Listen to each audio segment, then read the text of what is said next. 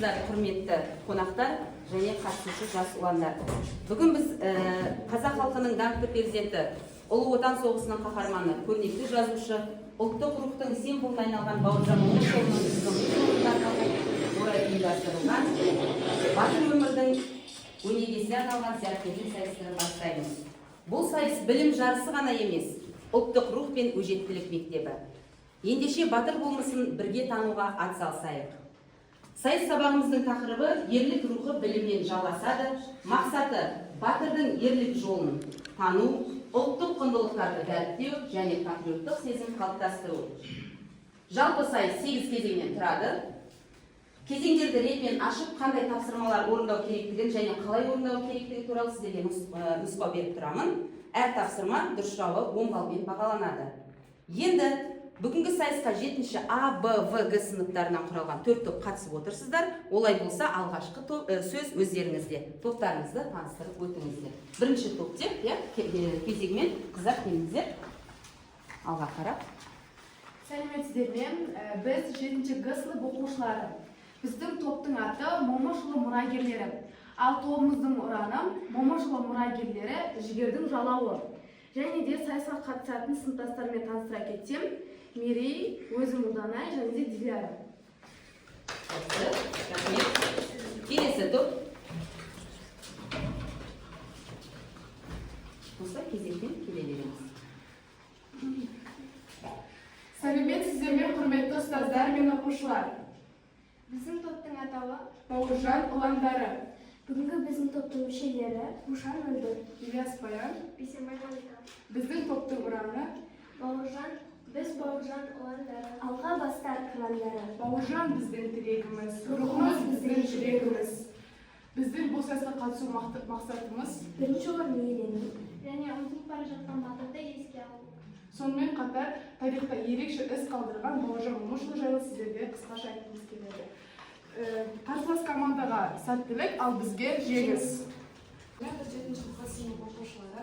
Біздің топтың аты Батыр жүрек. Біздің ұранымыз Батыр жүрек. Батыр жүрек біз алданбыз. Қайсар рухпен алға аттанамыз. Жігерімізбен күш жолын ашып, жеңіске бірге ұмтыламыз. Бізге сайысқа қатысып жатқан Іңкәр, Инабат және Қуанышбек. Жақсы. Келесі жігіттер. Сәлеметсіздер, біз 7-ші А сыныбынан қатысып отырмыз. Біздің топтың аты бірлік, мықтылық, реніш, жақындық. Бүгін менімен сайысқа қатысып отқан Нұрхат, мен Нұрислам және Нұрасыл. Өте жақсы. Бұл кезең өздеріңіздің шығармашылық деңгейлеріңізді, жарысқа деген дайындықтарыңызды, сенімділіктеріңізді арттыру үшін айтылып отыр, және бұл топты бағаламаймыз бұл кезеңді. Ал енді барлықтарыңыз қарсылас топтармен таныс болдыңыздар. Енді кезеңдер бойынша жеңімпаз болуға біз қадам басайық. Бірінші кезең Бауыржан Момышұлының есімі Қазақстанға ғана емес, бүкіл әлемге белгілі. Мәскеу түбіндегі шайқаста қазақтан қоныстандатқан батырдың ерлігі талай елдің әскери мектептерінде оқытылып жүр. Алғашқы кезеңде ұлы тұлғаның өміріне сапар шегіп, сұрақтарға жауап бересіздер. Онда бірінші топты жаңағы реттілікпен шыққан бойынша сіздерді бастай береміз. Бірінші топ Момышұлы мұрагерлері, сіздерге сұрақ. Басқа топ тек жауап бере алмаса ғана жауап бересіздер, жарай ма? Өйтіп не қылмаймыз. Батырдың туған жылы, қай жылы дүниеге келді Бауыржан Момышұлы? 1994 желтоқсанда дүниеге келді. Қай жылы? 1910 жылы, дұрыс. Бауыржан кімдердің тәрбие мектебінен өтті? Бауыржан әжесі Қыстымаспен және де ауылдың ақсақалдарынан. Дұрыс. Келесі, батырдың туған жері, облыс, қай аудан? Нақты. Жамбыл облысы, Жуалы ауданы. Жуалы ауданы. Соғыстан кейінгі жылдары қандай қызмет атқарған? Ол соғыстан кейінгі жылдары жазумен айналысқан мұғалім болған. Әскери мұғалім. Әскери қызметте атқарған, Келесі сіздерге сұрақ енді. Бауыржан Момышұлы кімнің қолында тәрбиеленді? Әжесі Қыстымас, атасы Момыштың қолында тәрбиеленді. Атасы Момыштың дейді. Дұрыс қабылдаймыз. Келесі сұрақ екен енді. Ұлы Отан соғысына қай жылдан бастап қатысты? 1941 жылы. Соғыс басталғаннан бастап бұл кісі соғысқа аттанған, иә? Бауыржан, соңғы сұрағымыз сіздердің топқа. Бауыржан Момышұлының өз халқы туралы көзқарасы қандай болған? Бауыржан Момышұлы ол өз Әр топқа мен қазақ халқын мықты қайсар халық деп есептейді. Келесі сұрағымыз, Бауыржанның ұлы кім? Енді көп айтылатын, өзінің жалпы бір ғана несі айтылады, иә? Басқалары қыздар екен. Бауыржан Момышұлының ұлы Бақытжан Момышұлы. Бақытжан Момышұлы сіздерге. Енді мен жалпы сұрақ кім жылдан жауап береді? Сол топқа ғана бір балл беремін. Бұлардың барлығы тек Бауыржанның өмірбаяны туралы. Бауыржан Момышұлы қай жылы, қай қалада дүниеден өтті? Апай атымен айтыңыз. Ал Бауыржан Момышұлы Жамбыл облысы Жуалы ауданы Көлбастау ауылында 1913 жылы 24 желтоқсанда дүниеге келген. жоқ, Апай, мен сұрақты айтайын, дұрыс апай, мен айтайын. келесі ұлданай болды, иә? Бауыржан Момышұлы 1982 жылы 10 маусымда Алматы қаласында қайтыс болды. Өте дұрыс. Бауыржан мұрагері ма? Момышұлы Бауыржан мұрагері. Сіздерге тағы да қосымша бір сұрақ береміз. Дұрыс. Енді Нұрислам сұрақты мұқият тыңдаймыз, иә? Қай жерде туды деген жоқ, сол туылғанын басында қойып қойдық. Келесі кезең батырдың балалық ізімен. Біз қазір Батыр Бауыржанның өмірбаянымен қысқаша таныс болдық. Әркімнің өмір жолы өзінің туған жерінен басталатыны белгілі. Сондықтан біздің келесі кезең туған өлке географиясын түсінуге бағытталған. Бауыржан атамыз 1910 жылы 24 желтоқсанда Жамбыл облысы Жуалы ауданында дүниеге келіп, 1982 жылы 10 маусымда Алматы қаласында өмірден өтті. Анасы Рәзия ерте дүниеден өтіп, Бауыржан 3 жасынан бастап Қыстымас әжесінің қолында өседі. 1928 жылы оқуды үздік аяқтап, Орынбор қаласындағы Қазақ педагогикалық институтына оқуға түскен. Институт директоры Тоқтыбаев жас баланың қатты суықта жұқа киіммен жүргенін көріп, өзінің кабинетіне шақыртып алады.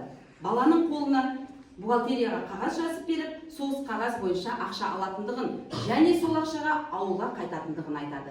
Міне осындай тұрмыс жағдайына байланысты Бауыржан оқуды тастауға мәжбүр болады екен. Енді сіздерге тапсырма, мына жердегі картаны таратып беремін және барлығына көру үшін экранға да қойып қойдым. Осы тапсырманы орындап шығасыздар. Мына неде? Тура осы параққа тапсырманы орындай беріңіздер, балалар. Мына жердегі сіздерге бос орын тұр, астында немесе топтарыңыздың атын жазыңыздар, есептің шығарылуын төбесіндегі оң жақ бұрышында да бос орын тұр. Сол жақ бұрышта сол жерге шығарамыз. Мұқият оқимыз. Бірінші сұрақтарға жауапты іздейміз. Бірінші сұрақтан бастап. Ең бірінші, Жуалы ауданынан Алматы қаласына, Жуалы ауданынан Бауыржан Момышұлы.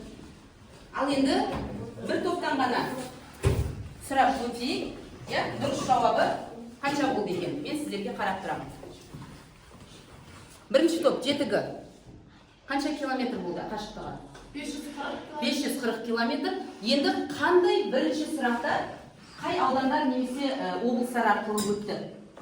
Келіп қасына тұрып айтып берсеңіздер де болады. Сіздерге мұқият сол үшін сұраққа жауап беріңіздер деді ғой. Уақыт жоқ олардың барлығына. Меркі ауданынан сөйтіп Қордай. Біреуін айтамыз. Кеттік. Қыздар айта ойындар қай аудан арқылы өтеді екен тағы да. Картаны сіздіңіздер ғой? Шуызский район. Жетіңізсіз бапсыздар, міне уже балл не болады. Мына жерде тапсырманы мұқият оқымадыңыздар ғой. Қай аудан арқылы өтеді? Ауызша айтайық. Картада тұрды ғой. Кеттік. Нұрислам айтамыз. Меркен айтып қойдық, Меркі ауданы деп. Апай Шу. Шумен өтеді ма? Өтеді дейді. Міне, мына жерде сызған кезде. Шу қалып кетті ғой айдалада. Басқа шетке қалып кетті ғой. Неге сызған кезде мұқият қарамадыңыздар? Келіп біреуін кім сызылған дұрысы оқып берейік тез-тез. Мына жерде үстіңгі қатарды дұрыс сызылды. Уақыт алмаймыз, кел, ұдана. Сендерді қойдыңда, жетігі. Мынау инабат сендерді дұрыс сызылды негізі. Жуалы, Алматы мен Жуалының арақашықтықтан біз мынау Меркі. Жоқ, Меркеден өттік, мына Меркеден туған дегеніңіз тұр ғой, ауданы қайсы екені. Меркеден өттік, Қордай Иә. ауданынан. Одан кейін Алматының өзіне бару үшін тағы да қандай нелерден? Иә, Қаскелеңнен өтіп тұр, Ұзынағаштан өтіп тұр. Міне осы ауылдың ішіне кірмесек те біз жолдың бойында осы арқылы өтіп жатыр екенбіз. Бұл географияны білуге бағытталады бұл бізде балалар. Өте жақсы, барлығында 540. Шамамен біздің Жуалы мен Алматыға дейінгі арақашықтық 500 километр екен. Момышұлы тек батыр ғана емес, терең ойлы жазушы. Бұл кезеңде экранда 4 ұяшық беріледі. Топтар ретімен осы ұяшықтардың біреуін таңдайсыздар да, сол видеоның соңындағы сұраққа жауап бересіздер. Бұл жерде Ұшқан ұя романының немесе Бауыржанның өмірінен бір қысқаша үзінді айтылады, сол жердегі сұрақ болады. Кеттік, бірінші топтан бастаймыз. Қай ұяшықты таңдайсыздар? Бірінші ұяшықты. Бауыржан атамыздың музейіне қош келдіңіздер. Мінекей Бауыржан атамыздың құнды заттары соғыстан кейінгі табылған. Бауыржан атамыздың киімі, полковник шинелі, бойы 1,75, аяқ киім размері 43 размер. Соғыста жазылған картасы, мінекей араб тілінде жазған, 3 тілде білген Бауыржан атамыз. Соның араб тілде жазған картасы. Мінекей 1962-1963 жылы Кубаға Фидель Кастро президентіміз шақырып, Бауыржан атамыздың қолына алып тұрған заты.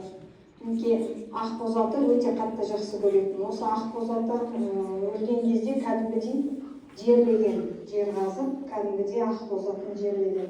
Мінекей мынау қатты шаңға киген шинелі, үштігі, белдігі, мінекей кітаптары, Ұшқан ұя, қолданған фотоаппараты, қолданған ыдыстары Бауыржан атамыздың, тыңдаған күй табақтары, кітаптары, мінекей Бауыржан атамыздың бөлмесі, жұмыс істеген столы, бәрі Бауыржан атамыздың қолданған заттары. Ал енді балалар, сіздерге сұрақ, 1942 жылы 6 маусымда Бауыржан атамыз қандай марапат алды? Қызыл жұлдыз. Так, Момышұлы мұрагері. Жақсы, уақыт алмаймыз, келесі жылдамдыққа. Бауыржан ұландары, қай ұяшық таңдайсыздар? Кішкентай Бауыржан, ол әжесі қыз тумас ананың мейірімі мен тәрбиесін бойына тартып өседі. Ертеңгі күнге үміт артып, білімге ұмтылған Бауыржан мектепке барып, ұстаздарынан тәртіп пен қайсарлықты үйренеді. Ал уақыт өте ел басына күн туған шақта ол отанын қорғау үшін майданға аттанды. Жас офицер қиындыққа мойымай, нағыз батырлықтың үлгісін көрсетті. Жауға қарсы ерлікпен шайқасып, өз батырлығымен жеңіске үлес қосты. Оның ерлігі ұрпаққа өнеге. Енді сұрақ, Бауыржан Момышұлының Ұшқан ұя кітабы алғаш рет қай жылы жарық көргенін білесің? Қаншасыншы? 1921 жыл. Өзім жасын есептеймін, 10-шы жыл болатыныз. Одан кейін Нұрислам айтқаныңыз көрейік. Ол Ұшқан ұя кітабы 1926 жылы орыс тілінде жарық көрді, сосын 1974-75 жылдары қазақ тілінде жарық көрді. Қазақ тілінде. Бірінші орыс тілінде қандай атпен шыққан екен? Білеміз бе? Топтардың аты бірлік. Келесі топ. Ина Іңкәріш. Үшіншіні таңдайды екенсіздер. Бауыржан Момышұлының Ұшқан ұя атты шығармасының басты идеясы балаларды қарапайым өмірден шығуы. Олар білім ғана алып қоймай, бір-біріне көмектесіп, еңбекшіл болды. Мұғалімдер де білімге сына қоймай, олардың бойына жақсы қасиеттерді сіңіруге тырысты. Мысалы, адамгершілік, еңбекшіл болуды және де адалдық.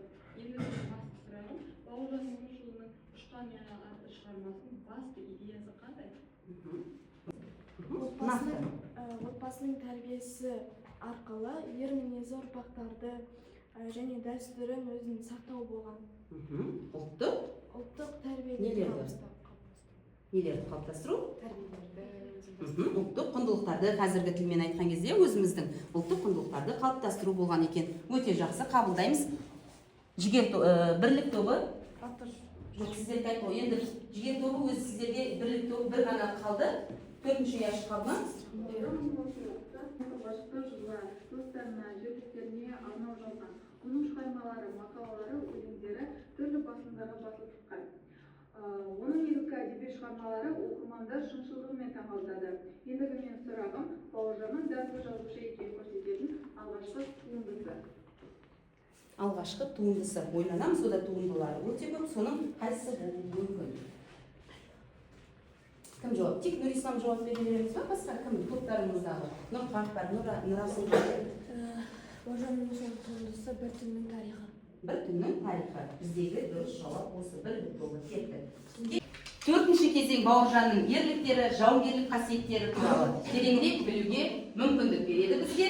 Ал енді біздерге сұрақ жауабы керек. Сіз бірінші ашып қойған екенсіз ғой. Не басып жатыр десем, мына жақта екен ғой. Бірінші сұрақ Бауыржанның әскери шені. Бұны өткізіп жіберейік, жалпы айта салайық, керек емес. Полковник. Келесі сұрақ. Панфиловшылар дивизиясының нөмірі. 316-шы не? 316-шы дивизиясы. Келесі. Момышұлының соғыс туралы. Жауынгерлік қасиеттер. Келесі. Даңқты шайқас өткен қала. Бірақ рет басайық, қыздар болды. Даңқты шайқас өткен қала Мәскеу. Келесі болды. Бауыржан Момышұлы қатысқан Мәскеу түбіндегі шайқас. Жігіттерге берейік. Қай жылы болды? Жоқ екен. Тез. Жігіттерді еле сразу айту керек.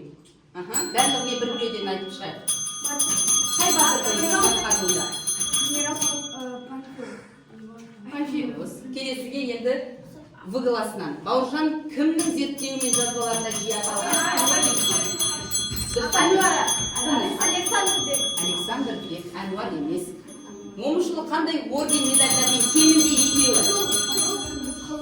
Қызыл ту және ғасыр адам болмыз. Тағы да? Ұлы Отан соғысы. Ұлы Отан соғысының, несі? Ұлы Отан соғысы деген медальмен. Келесі сұрақ. 63-ші жылы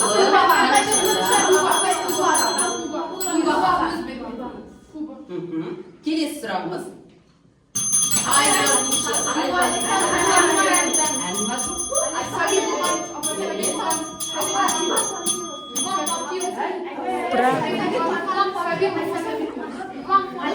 Жоқ, бітті, жоқ ба? Әзілхан Нұршайықов, келесі. Кеңес одағының батыры атағын алған жыл? 1990 жыл. Қай кез? Бауыржан Момышұлы қайтыс болған кезде. Қайтыс болғаннан кейін бар. Келесі.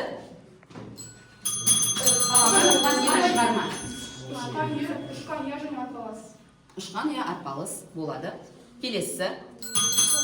Себебі сапары, Кубаға сапары. Жай қана бір рет бастайықшы. Нұрасыл айтсын болды, Нұрислам отырады. Нұрасыл, Кубаға сапар не себепті маңызды? Топтық жұмыс бұл, Нұрислам тек өзің оқып айта бермейсің. Нұрасылға да кішкене бөлісесің. 1 минут. Сен топта кім? Диляр айтпады ма? Нұрасыл айта алмаса қазір Диляр айтады. Момышұлының соғыстан кейінгі Кубаға сапары не себепті маңызды болды? Маңыздылығы не дейін екен? Жоқ, бірінші Нұрасыл айтсын.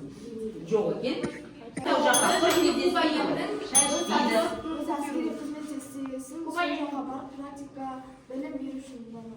тәжірибе алмасу, практика дегеніміз тәжірибе алмасу үшін барады екен. Маңыздылығы сода.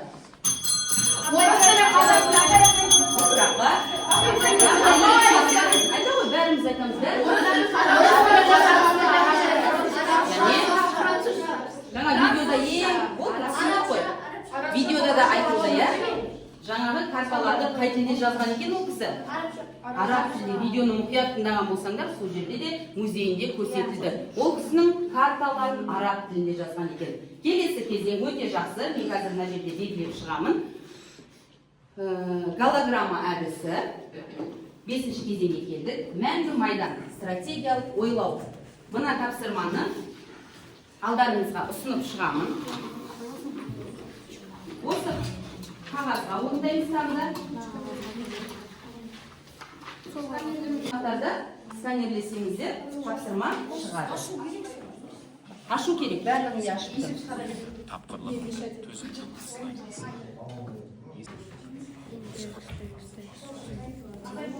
Жауынгер қорғанысқа кету керек екен. Сіздермен салыстырып көрсетіп. 15 жауынгер шықты. Өте жақсы.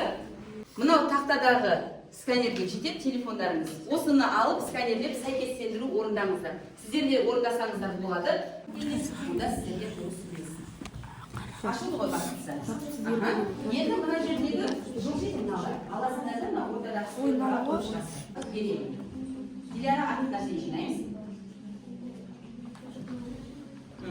Мағынасына қарасаңыздар, дәл келетін жалғасы.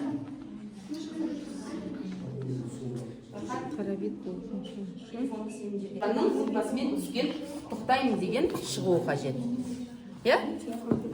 Үшінші топ өте жақсы. Болды. 1 минут тоқтатамыз қазір. Жақсы. Екі топ. Ал түгел тоқтатамыз. Дұрыс жауап шыққандар бар ма? Сіздер міне өте жақсы. Дұрыс жауап шыққанда Бауыржанның суреті отбасымен шығады екен. Енді бұл жерде бізде батыр сендер бірінші бетінде батыр жүректер шықты дұрыс жауап және Бауыржан ұландарында. Атаңызға айналған қолбасшы кезеңінде тапсырманы орындау үшін енді экранға тағы да назар аударайық. Мұқият тыңдайық. Сіздерге бір тапсырма бергім келді. Бұл жерде менің өмірімде болған 4 оқиғаны тарихи ретпен орналастырыңдар. Оқиғаны өз ретімен қой. 1. Москва түбіндегі шайқас. 2. Волоколамск шебі. 3. 316 дивизияның құрылуы. 4. Панфиловшылар ерлігі жайлы жариялану. Мендегі дұрыс жауаппен. 316 біріншісі қайда? 3, 2, 1, 4. Олай маған қажет емес қой. 316 бірінші деп жазып шығасыздар. Мен тексеруім қажет. Сол үшін. Біріншіні айтыңыздар. 316. Екінші?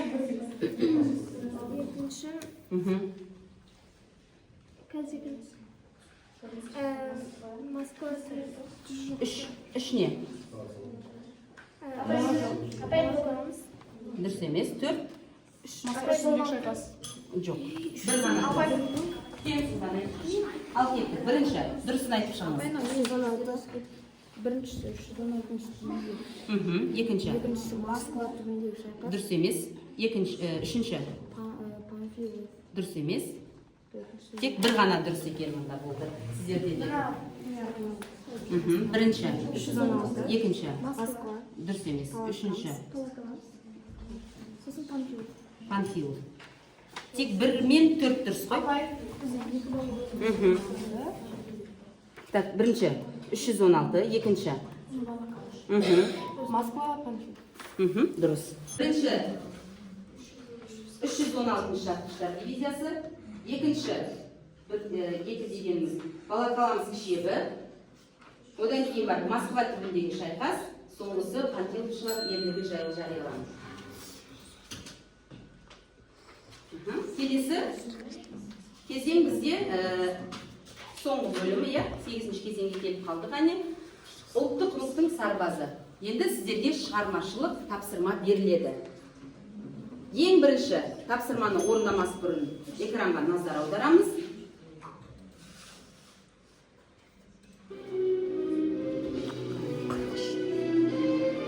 Біз майданда болдық. Елбадан қан кешті. Қалта жүріп, көз жасымызды көліп түсірдік. Күн түнде де еңбек етіп, жеміс үшін тер төктік.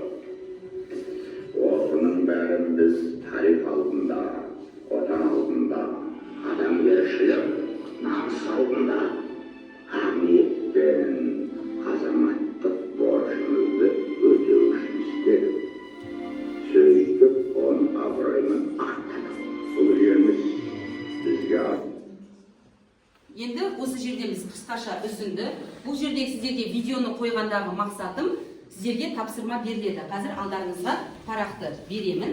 Осы жерде тапсырма жазылған. Тапсырмада егер Бауыржан Момышұлы бүгінгі жастарға бір ауыз сөз айтса, ол қандай болар еді? Ұлттық құндылық пен қазіргі заман талабын байланыстырып, қысқа үндеу мәтінін жазасыздар. Және оны жазып қана қоймай, Бауыржанның сөзін көрдіңіздер, қандай рухпен, деммен оқитындығын. Сондай актерлік шеберліктеріңізді қосып, ортаға шығып бір оқушы сол үндеуді оқисыздар. Кеттік 5 минут уақыт. Бауыржан атамыз бұл повесте өзінің балалық шағын, ауыл өмірін, ата-ана мен үлкендердің тәрбиесін сипаттай отырып, ұлттық, рухани байлығы мен тектілігін және тәртіп пен еңбекке құрметті патриоттық сезімді алдыңға орынға қояды. Ол қазіргі жастарға айтқысы келгені, ең бастысы өзіміздің тіліміз бен дінімізді ұмытпау. Жақсы, келесі. Қазіргі заман балалар берілетін заман емес.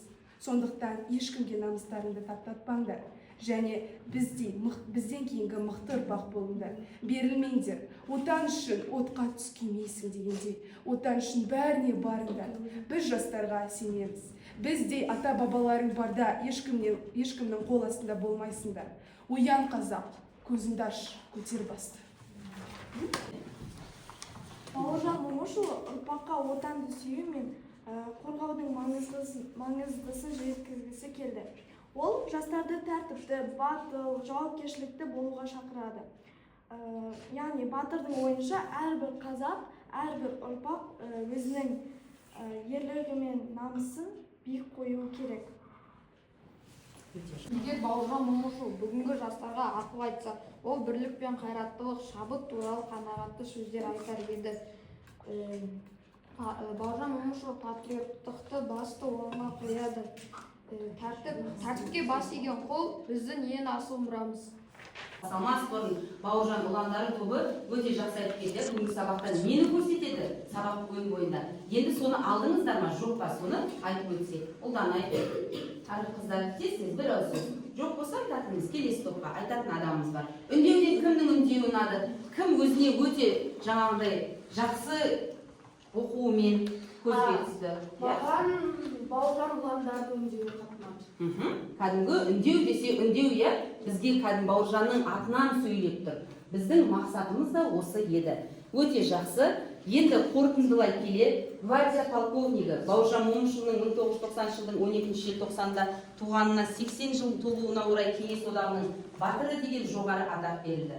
Бауыржан Момышұлының әділет қашан да жеңеді, ол кешіксе де келмей қоймайды деген сөзі шындыққа айналып, ел тілегі орындалды.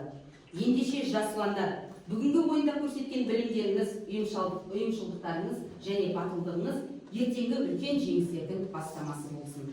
Әрқашан биік шыңдарды бағындырып, ел сенімін ақтай беріңіздер.